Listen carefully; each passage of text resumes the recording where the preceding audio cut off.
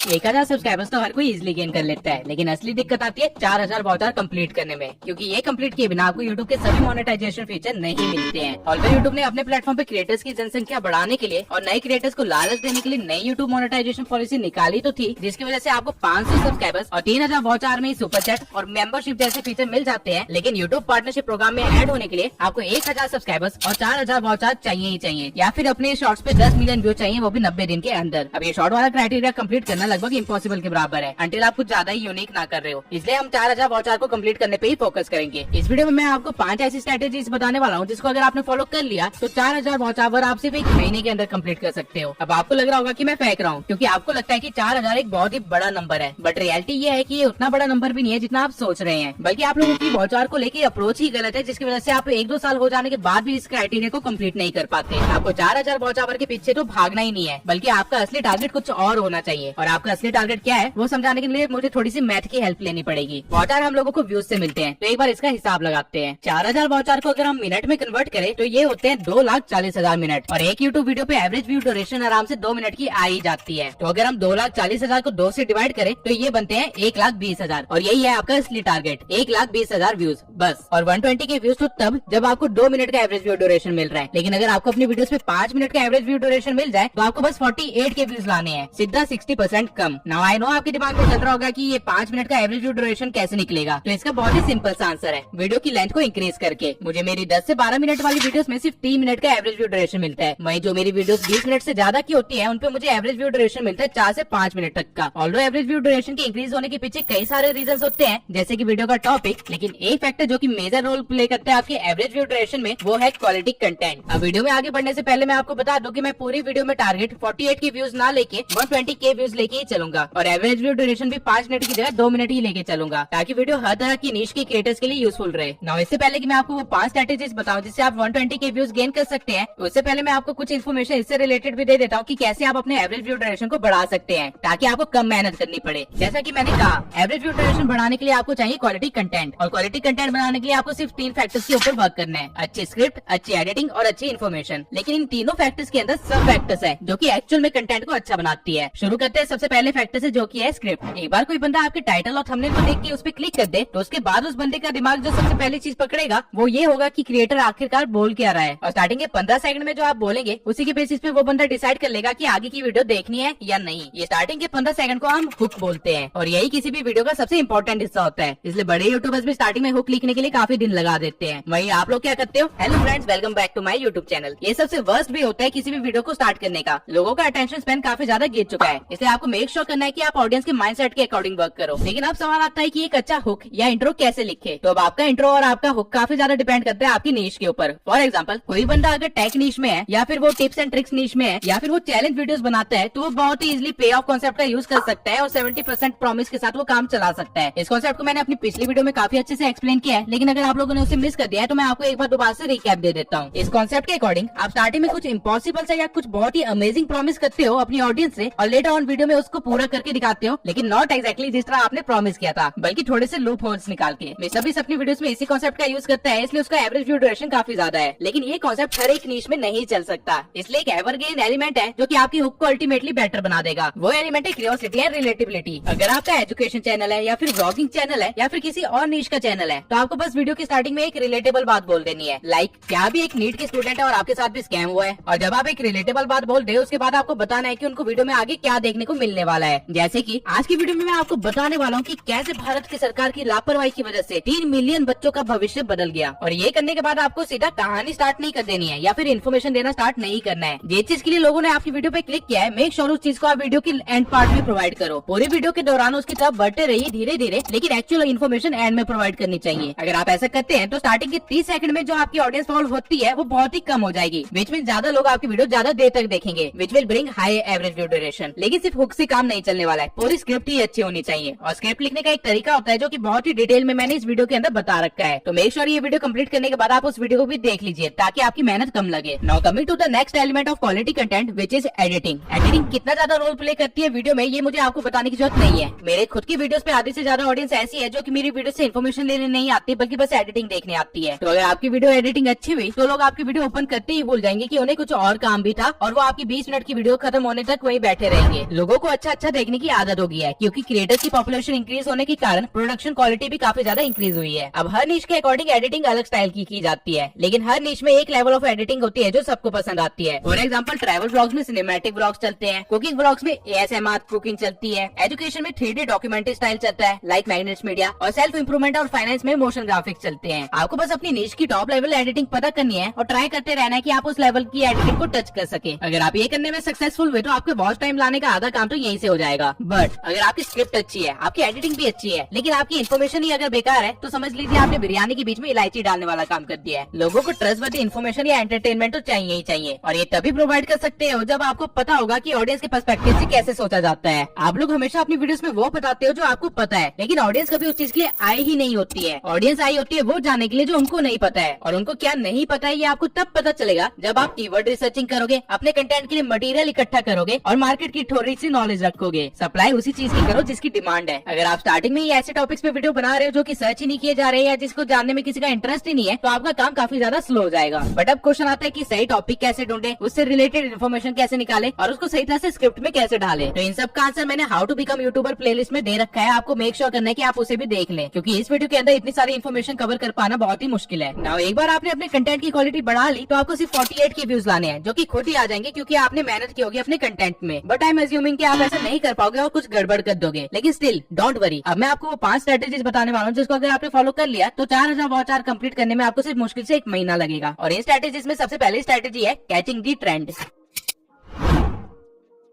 देखिए, आपके चैनल की वॉच आवर कंप्लीट ना होने के पीछे बहुत ही सिंपल सा रीजन है, व्यूज ना आना। और व्यूज लाने का एक बहुत ही सिंपल सा तरीका है ट्रेंड को पकड़ना। अब ट्रेंड को पकड़ने के लिए 2 तरीके होते हैं, जो कि आपकी नीश पे डिपेंड करेगा। अगर आप किसी ऐसी नीश में है जो कि ट्रेंडिंग न्यूज या फिर वायरल मीम या फिर किसी कंट्रोवर्सी के ऊपर कंटेंट बना सकता है बिना अपनी नीश को ब्रेक किए, तो आपके तो मजे ही मजे हैं। कुछ ऐसी नीशेस जो ये काम कर सकती है वो है roasting channels, education channels, vlog channels या रिएक्शन चैनल्स। आप लोगों के लिए काम बहुत ही ज्यादा आसान है। लेकिन अगर आप किसी और नीश में हो, जैसे की मेरी नीश, तो आपको दूसरा तरीका आजमाना पड़ेगा, जो की है ट्रेंड जैकिंग। आपको अपनी नीश से रिलेटेड टॉपिक वीडियो या फिर बंदे से रिलेटेड वीडियो बनाना स्टार्ट कर देना चाहिए, जैसा कि मैंने किया था डिकोडिंग YT, एल्ग्रो और डोगराठी के ऊपर वीडियो बनाकर। आप अगर जल्द से जल्द वॉच टाइम कंप्लीट करना चाहते हैं तो बेस्ट यही होगा कि आप वो प्रोवाइड कीजिए जो ऑडियंस देखना चाहती है। हो सकता है आपके पास खुद का कंटेंट हो जो कि बहुत ही ज्यादा यूनिक हो और आपको पूरा कॉन्फिडेंस हो कि वो वर्क करेगा, लेकिन वो चीज कहीं ना कहीं हमेशा एक्सपेरिमेंटल ही रहेगी। क्योंकि जब आप एक नया चैनल स्टार्ट करते हो तो यूट्यूब मिनिमम 3 महीने तो लेता ही है आपको सही तरह से इंप्रेशन देने के लिए और आपकी एक्चुअल टारगेट ऑडियंस को पकड़ने के लिए। लेकिन यूट्यूब का ये प्रोसेस फास्ट करवाया जा सकता है अगर आप सीधा ट्रेंड को ही पकड़ लो। तो आपको बस 20 से 24 वीडियोस बनानी है ट्रेंडिंग टॉपिक के ऊपर या ट्रेंडिंग बंदे से रिलेटेड, और आपका काम हो जाएगा। और जरूरी भी नहीं है कि ये वीडियोस कोई बहुत ही ज्यादा हाई क्वालिटी वीडियोस हो। लेकिन आई नो अब आपके दिमाग में ये क्वेश्चन आ रहा होगा कि ये 20-24 वाला नंबर आया कहाँ से, तो चिंता मत कीजिए, मैं अभी समझा देता हूँ। अगर आपने किसी ट्रेंडिंग टॉपिक पे सही एसईओ और थंबनेल के साथ वीडियो अपलोड करी है तो आपको मिनिमम 5000 व्यूज तो आएंगे। डजंट मैटर की वीडियो के अंदर इन्फॉर्मेशन कैसी है, आपको बस ध्यान रखना है कि वीडियो 10 मिनट के आसपास की हो ना। अगर आपको 120 के व्यूज चाहिए और आपको हर वीडियो पे 5 के व्यूज आ रहे हैं तो 20 से 24 वीडियो में आपका काम हो जाएगा। और ये 20 वीडियोस का नंबर मैं सिर्फ थियोरेटिकली दे रहा हूँ। असल में अगर आपने 10 से 15 वीडियो की भी कंसिस्टेंसी मेंटेन कर ली, वो भी पहले महीने में, तो उनमें से एक वीडियो फॉर श्योर 5000 से ज्यादा व्यूज लेके ही आएगी और वो चीज आपके प्रोसेस को एक्सेलरेट कर देगी। अब मैं वैसे तो हमेशा अपनी वीडियोस में क्वालिटी पे फोकस करने के लिए कहता हूँ, बट अगर आपको फास्ट रिजल्ट चाहिए तो इस बार मैं आपको क्वालिटी की जगह क्वांटिटी के साथ खेलने के लिए कहूंगा। लेकिन हाँ, अगर आपके अंदर 3 महीने का पेशेंस है तो अगेन मैं सेम चीज कहूंगा कि क्वालिटी के ऊपर वर्क कीजिए, आपको 3 महीने के अंदर गारंटेड सक्सेस मिलेगी।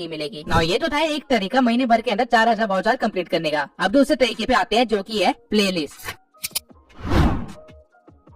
अब एक बार आप लोग मेरे चैनल के स्टैट्स देखिए। ये मेरी एक प्लेलिस्ट है जिसमें लगभग 9 वीडियोस है और लास्ट 28 डेज में मैंने सिर्फ एक ही वीडियो ऐड करी है इस प्लेलिस्ट के अंदर। लेकिन स्टिल इस प्लेलिस्ट के थ्रू मुझे 12000 व्यूज आए हैं और 1000 घंटे का वॉच आवर भी कंप्लीट हुआ है। और ये तब हुआ है जब मेरी प्लेलिस्ट में कोई भी चीज ऑर्डर वाइज नहीं लगी हुई है और मेरी हर एक वीडियो दूसरी वीडियो से लिंक्ड नहीं है। ना आप इमेजिन कीजिए, अगर आप अपने कंटेंट से रिलेटेड एक प्लेलिस्ट बनाते हैं जहाँ प्रीवियस वीडियो की पार्ट्स आगे लाते जाते हैं और उनको एक ऑर्डर वे में सेट कर देते हैं, और साथ ही जो आपने प्लेलिस्ट बनाई है वो लोगों की डिमांडेड प्लेलिस्ट है, तो क्या होगा मैं बताता हूँ क्या होगा। अगर आप एक महीने के अंदर 10 वीडियो की प्लेलिस्ट बना लेते हैं जिसमें मान के चलते हैं कि आपको हर वीडियो पे 10,000 रिटर्निंग व्यूज आ रहे हैं, तो आपको एक महीने के अंदर 100 के व्यूज गेन हो जाएंगे, जिनके एवरेज व्यू ड्यूरेशन अगर हम 3 मिनट लेके चले तो आपके 5000 वॉच आवर कंप्लीट हो चुके होंगे। अब क्वेश्चन आता है कि ये 10,000 रिटर्निंग व्यूज कैसे लाएं और साथ ही 3 मिनट का एवरेज व्यू ड्यूरेशन कैसे पाए। तो डरिए मत, मैं अभी बताता हूँ। आपको कोई एक चैलेंज फॉलो करना होगा, जैसे कि 75 डे चैलेंज या फिर making 10 lakhs in 1 month challenge या फिर कुछ भी ऐसा। इससे होगा क्या कि आपकी पहली वीडियो की वायरल होने के चांसेस 50% बढ़ जाएंगे जाएंगे। लेकिन अगर ऐसा नहीं भी होता है तो जो भी लोग आपकी पहली वीडियो देखेंगे वो एक सफर में कनेक्ट हो जाएंगे आपके साथ। इस केस में आप क्वालिटी के साथ कॉम्प्रोमाइज नहीं कर सकते हैं, आपको अच्छी वैल्यू और अच्छी वीडियो क्वालिटी देनी ही पड़ेगी ना। जो भी लोग आपकी जर्नी में आपको देख रहे होंगे बहुत ज्यादा चांसेस है कि वो आपकी पूरी वीडियो देखा करेंगे। और अगर आपने स्क्रिप्टिंग और एडिटिंग भी ठीक रखी होगी तो आपको बहुत इजीली 3 मिनट का एवरेज वीडियो ड्यूरेशन तो मिल ही जाएगा। डजंट मैटर कि आपकी नीश क्या है, आप इजीली कोई भी चैलेंज फॉलो कर सकते हैं। फॉर एग्जांपल अगर आप एक ट्रैवल ब्लॉगर है तो आप विजिटिंग 28 सिटीज इन 28 डेज कर सकते हैं। अगर फूड ब्लॉगर है तो ट्राइंग 28 रेस्टोरेंट्स इन 28 डेज कर सकते हैं। या फिर टेक नीश के अंदर है तो 28 कूल गैजेट्स इन 28 डेज कर सकते हैं। या फिर टिप्स एंड ट्रिक्स नीश में हो मेरी तरह तो कोई भी चीज के ऊपर प्लेलिस्ट बनाई जा सकती है, like growing from 0 to 100K in 28 days या समथिंग लाइक दैट। आइडियाज की कमी नहीं है, अब तो आइडिया आपको ChatGPT भी दे देगा। पॉइंट ये है कि अगर आप ट्रेंडिंग टॉपिक्स को पकड़ के न्यू व्यूज नहीं ला सकते हैं तो प्लेलिस्ट बना के रिटर्निंग व्यूज बढ़ा लीजिए। और इस तरह की चैलेंजेस की अच्छी बात ये होती है कि अगर आप इसमें फेल भी हुए तो आपका कुछ नहीं बिगड़ने वाला है, क्योंकि आपके पास खोने के लिए वैसे भी कुछ नहीं था, बल्कि आपके पास और कंटेंट के आइडिया मिल जाएंगे, जैसे कि what I did wrong in my 28 day challenge या what I learned in my 28 day challenge या फिर समथिंग लाइक दैट। और अगर आप में थोड़ी सी पेशेंस हुई तो मैं सजेस्ट करूंगा कि एटलीस्ट 3 महीने इस तरह के एक चैलेंज को कंटिन्यू रखना। स्टार्टिंग में भले ही व्यूज ना आए लेकिन आखिरी मंथ में एक मैजिक होगा और आपको सडन ग्रोथ दिखेगी। यूट्यूब का एल्गोरिथम कुछ इसी तरह वर्क करता है। अब आपने रिटर्निंग व्यूज लाना भी सीख लिया और यूनिक व्यूज को कैसे लाना है वो भी सीख लिया अपने वॉच आवर को बढ़ाने के लिए। लेकिन ये जो हमने अभी सीखा है ये काम बहुत ही ज्यादा आसान हो जाएगा अगर आपने अपने डाटा को पढ़ना सीख लिया तो। और वही हमारा तीसरा पॉइंट है, एनालिटिक्स।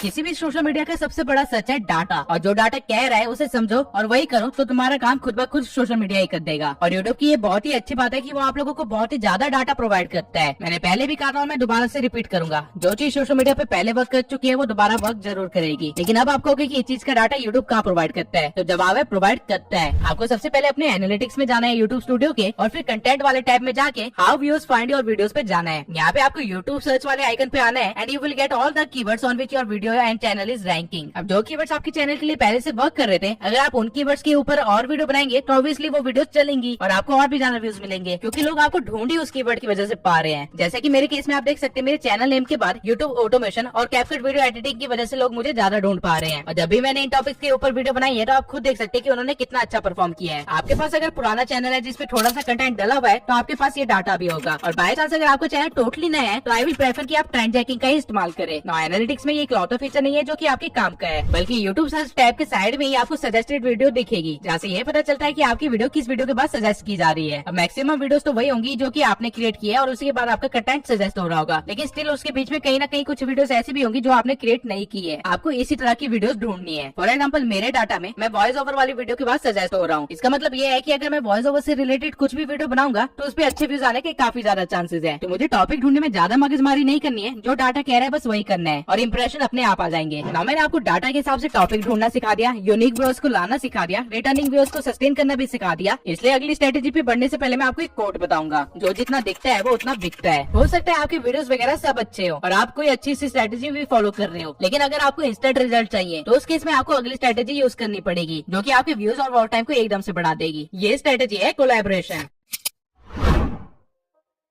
मिस्टर बीस्ट की पिछली 5 वीडियो में सिर्फ 100 मिलियन प्लस ही व्यूज आ रहे थे, लेकिन जैसे ही उन्होंने 50 यूट्यूबर्स को इंक्लूड करके वीडियो बनाई, बूम, सीधा 2 वीक्स के अंदर 200 मिलियन प्लस व्यूज, और 1 महीने में ये वीडियो बड़े आराम से 300 मिलियन व्यूज भी क्रॉस कर देगी। लेकिन आपको अपना काम चलाने के लिए 50 यूट्यूबर्स नहीं चाहिए, एक भी चलेगा। आपको अपनी निश का कोई एक यूट्यूबर देखना है जो कि सेम लेवल पे हो या फिर आपसे थोड़ा अपर लेवल पे हो। अगर आप उनसे कोलैब कर पाए तो आपकी वीडियो पे बहुत सारे नए व्यूज आएंगे, आपको अच्छी खासी रीच मिलेगी और आपका वॉच आवर बहुत ही जल्दी कंप्लीट हो जाएगा। लेकिन अब सवाल आता है कि कोई भी बड़ा यूट्यूबर आपके साथ कोलैब क्यों करेगा? सिंपल सा रीजन है, तब जब आप उसका कुछ फायदा करवाओगे। और किसी भी बड़े यूट्यूबर को उसका फायदा दिखाने के लिए आपको सबसे पहला काम जो करना होगा वो होगा अपने चैनल को बेटर बनाना। अगर आपका चैनल बहुत ही ज्यादा नूब है या फिर अनऑप्टिमाइज है तो ऑब्वियसली कोई भी क्रिएटर आपके साथ कोलैब नहीं करेगा, क्योंकि इससे उसका ही नुकसान होने वाला है। लेकिन वहीं अगर आपने क्वालिटी कंटेंट बना रखा होगा और आपका चैनल अच्छे से ऑप्टिमाइज होगा और उसकी खुद की एक ब्रांड वैल्यू भी होगी, भले ही छोटे लेवल पे हो, तो ऑब्वियसली हर क्रिएटर आपके साथ कोलैब करना चाहेगा। अगर आप क्वालिटी कंटेंट बना रहे हैं तो उसके बाद आपको करना क्या है, आपको एक बड़े क्रिएटर को ढूंढ के उसे एक ऑफर देना है। ऑफर आप अपने अकॉर्डिंग कुछ भी बना सकते हैं, जैसे कि उसको अपनी कोलैब वीडियो की अर्निंग देना या फिर उसको कोई ऐसी सर्विस प्रोवाइड करना जो उसे चाहिए लेकिन मिल ना रही हो, जैसे कि थंबनेल या स्क्रिप्टिंग या रिसर्चिंग या कुछ भी। या फिर आप एक दूसरा मेथड यूज कर सकते हैं जो कि थोड़ा लंबा है लेकिन काफी ज्यादा इफेक्टिव है, रिलेशनशिप बिल्ड करना। अगर आप लोगों को दोस्त बनाते हैं तो उनसे काम करवाना बहुत ही इजी हो जाता है, लेकिन इस चीज में थोड़ा टाइम लगता है और आपके पास नेटवर्किंग और कम्युनिकेशन स्किल्स अच्छी होनी चाहिए इस काम के लिए। अब ऑब्वियसली इस वीडियो के अंदर मैं आपको ये चीज तो नहीं सिखा सकता, ये तो आपको खुद ही डेवलप करनी पड़ेगी, बट मेक श्योर अगर आप कोलैबोरेशन कर रहे हैं तो आपको कुछ पॉइंट्स का ध्यान रखना है। कोलैब किसी अपनी निश वाले बंदे से ही करना जिसकी व्यूज या सब्सक्राइब सब्सक्राइबर्स आपसे 3x हो। बस ऐसा ना हो कि आपकी 1000 सब्सक्राइबर्स है और आप सीधा 100K वाले के पास पहुंच गए कोलैब के लिए पूछने के लिए। वो कभी भी इंटरेस्टेड नहीं होगा आपके ऑफर में अंटिल आप उसको कुछ बहुत ही ज्यादा यूनिक ना प्रोवाइड कर रहे हो। सेकंड पॉइंट इज कोलैब आपको ऐसा नहीं करना है कि दोनों लोग मिलकर एक वीडियो बना लेते हैं। ये कोई इंस्टाग्राम नहीं है। अगर आप चाहते हैं कि कोलैब दोनों क्रिएटर्स को इक्वली फायदा दे तो एक वीडियो को 2 पार्ट्स में बनाओ और दोनों पार्ट्स को अलग अलग चैनल पे डाल दो और वीडियो के स्टार्टिंग में और एंडिंग में मेंशन कर दो कि इसका पहला पार्ट दूसरे चैनल पे है और इसका दूसरा पार्ट दूसरे चैनल पे है। ऐसे दोनों लोगों को नई ऑडियंस मिलेगी और व्यूअर्स भी मिलेंगे। तीसरा पॉइंट है कि अगर आपने रिलेशन बना लेते हो किसी भी बड़े यूट्यूबर के साथ तो उसको किसी भी कोलैब के लिए फोर्स मत करना। ऐसा करके आप सिर्फ अपना रिलेशन खराब करोगे। लॉन्ग टर्म में ये रिलेशनशिप आपको काफी ज्यादा फायदा दे सकती है, तो स्टार्टिंग में उसे खराब मत कर लेना। और चौथा पॉइंट है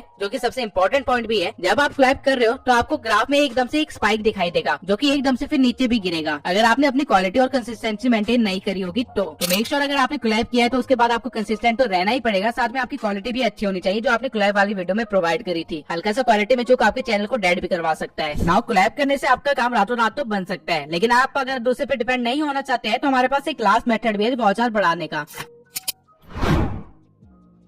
give away. Grade is the biggest motivation. लोग आपकी वीडियोस नॉलेज के लिए देखे ना देखे, लेकिन अगर आपने वीडियो में कह दिया कि पूरी वीडियो देखने पे ईयरफोन मिलेंगे या फिर कुछ रिवॉर्ड मिलेगा तो आपकी ऑडियंस उस वीडियो को पूरा देखेगी ही देखेगी। एंड कैन यू इमेजिन आपका एवरेज व्यू ड्यूरेशन इससे कितना ज्यादा बढ़ जाएगा। मैंने इस वीडियो में एक माइक गिव अवे करने का प्रॉमिस किया था एंड आप देख सकते हैं कि इसका एवरेज व्यू ड्यूरेशन नॉर्मल से कितना ज्यादा है। इस ट्रिक को आप भी इस्तेमाल कर सकते हो वॉच टाइम को बढ़ाने के लिए, बट मेक श्योर ये आप ज्यादा ना करें क्योंकि ये चैनल को डेड भी करवा सकता है। और फेक गिव अवे करने की तो सोचना भी मत। छोटे से मुनाफे के लिए आप अपनी रिस्पेक्ट खो बैठोगे मार्केट के अंदर। अगर आप कोई भी प्लेलिस्ट सीरीज बनाते हैं और उस सीरीज की हर एक वीडियो में गिव अवे का प्रॉमिस करते हैं तो वो सीरीज आपको काफी ज्यादा सब्सक्राइबर्स और वॉच टाइम देगी, इतना कि 1 महीने के अंदर आप आराम से 4000 वॉच आवर कंप्लीट कर लोगे। लेकिन मेक श्योर अगर आप इस स्ट्रेटेजी का इस्तेमाल करते हो तो कभी भी लास्ट में गिव अवे अनाउंस मत करना। हमेशा वीडियो के बीच में या एंड होने से 2 मिनट पहले अनाउंस करना, वो भी एकदम से। इंस्टा लोग आपकी वीडियो को स्किप करके सीधा गिव अवे वाले पार्ट पे नहीं जाएंगे और उनको पूरी वीडियो देखनी पड़ेगी। अब ये थी वो 5 स्ट्रेटेजी जिनको फॉलो करके आप महीने भर के अंदर 4000 वॉच आवर बड़े आराम से कंप्लीट कर सकते हो। लेकिन वीडियो को एंड करने से पहले मैं आपको कुछ वार्निंग्स और सजेशन देना चाहता हूँ। स्टार्टिंग की जो 3 स्ट्रेटेजीज थी वो कहीं ना कहीं ऑर्गेनिक ग्रोथ स्ट्रेटेजीज थी जिसको फॉलो करके आप कभी भी नुकसान में नहीं जा सकते। आज नहीं तो कल आपको फायदा होगा ही होगा अगर आपने स्टार्टिंग की 3 स्ट्रेटेजीज को फॉलो किया। अगर 1 महीने में वॉच आवर कंप्लीट नहीं भी होता है तो भी अगर आप कंसिस्टेंट रहे तो 3 महीने के अंदर आपका चैनल रॉकेट की तरह ग्रो करेगा। और मैं बार बार आप लोगों को 1 महीने की जगह 3 महीने पे फोकस करने के लिए इसलिए कह रहा हूँ क्योंकि मैंने अपने पर्सनल एक्सपीरियंस से देखा है कि यूट्यूब आपकी वीडियो को सही इंप्रेशन देने के लिए मिनिमम 3 महीने लेता ही लेता है, अंटिल आप बहुत ज्यादा फ्रीक्वेंटली अपलोड ना कर रहे हो। तो इस चीज को टेस्ट करने के लिए मैंने एक बार एक एक्सपेरिमेंट भी किया था। मैंने एक नया चैनल बनाया था और उसके ऊपर एक बहुत ही अच्छी सी वीडियो अपलोड कर दी थी जो कि उस टाइम पे ट्रेंडिंग भी थी, लेकिन वो वीडियो नहीं चली, उस पे कुछ भी व्यूज नहीं आए और फिर मैंने उस चैनल पे कुछ भी नहीं किया। इवन मैं तो भूल ही गया था कि मेरे पास वो चैनल है भी। लेकिन 3 महीने बाद मुझे एकदम से काफी सारे नोटिफिकेशन आने लग गए थे और जब मैंने उन नोटिफिकेशन को देखा तो मुझे पता चला कि उस वीडियो ने 5000 व्यूज से भी ज्यादा गेन कर लिए थे। अगर आप 3 महीने कंसिस्टेंटली क्वालिटी कंटेंट अपलोड करते हैं तो आपको ग्रो होने से तो कोई नहीं रोक सकता, बट अगर आप 3-4 महीने से पहले ही गिव अप कर देते हो तो आपको कभी नहीं पता चल पाएगा कि उस चैनल से आप कितना कुछ अचीव कर सकते थे। इसके सिवाय मैंने जो लास्ट की 2 ट्रिक्स बताई है वो सिर्फ तभी इस्तेमाल करना अगर आप में कॉन्फिडेंस है कि आपका कंटेंट बहुत ही अच्छा है और आप अपनी ऑडियंस को रिटेन कर पाओगे। अगर ऐसा नहीं है तो जो लोग सिर्फ कोलैब की वजह से या गिव अवे की वजह से आपके चैनल पे आए हैं वो आज नहीं तो कल आपको छोड़ के चले जाएंगे, जिससे आपके चैनल का ग्राफ कुछ ऐसा बन जाएगा और आपका चैनल कहीं ना कहीं डेड हो जाएगा और उसे वापस से नॉर्मल करने में काफी मेहनत लग जाएगी। यही कुछ वार्निंग्स और सजेशन थे जो मैं आपको देना चाहता हूँ। बेस्ट यही होगा कि आप 1 महीने के अंदर सब कुछ करने की बजाय 3 महीने का टारगेट लेके चले और उसके अकॉर्डिंग वर्क करे। ना हो सकता है कि आपकी वीडियोस अच्छी हो और उस पर स्टिल व्यूज और इंप्रेशंस ना आ रहे हो, तो इसके पीछे का रीजन आपके वीडियो डालने का तरीका भी हो सकता है। तो अगर आपको व्यूज नहीं खोने हैं तो इस वीडियो को जरूर देखना। इस वीडियो में मैंने बताया कि कैसे आप सही तरह से वीडियो अपलोड करके और भी ज्यादा टॉप पे रैंक कर सकते हो और भी ज्यादा व्यूज गेन कर सकते हो।